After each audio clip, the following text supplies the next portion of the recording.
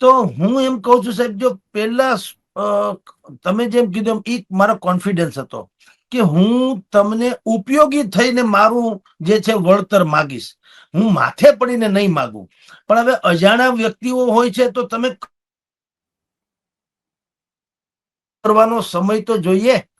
એટલે દરેકને હું મારી ઓફર કહેતો.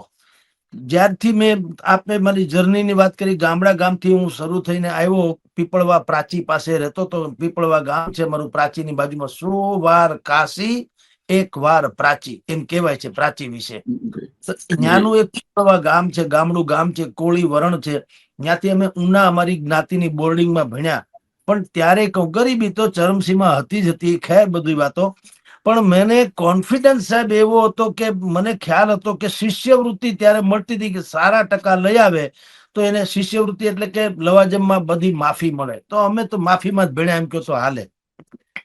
એટલે જે જર્ની અત્યાર સુધીની છે તો સાહેબ ઉતાર ચડાવ દુનિયાના આવ્યા, એમાં કોઈ શંકા નહીં. પણ મને સાચું કહું સાહેબ, મને થાક અને હતાશા એ બે વસ્તુને હરાવવાની બહુ મજા આવે સાહેબ.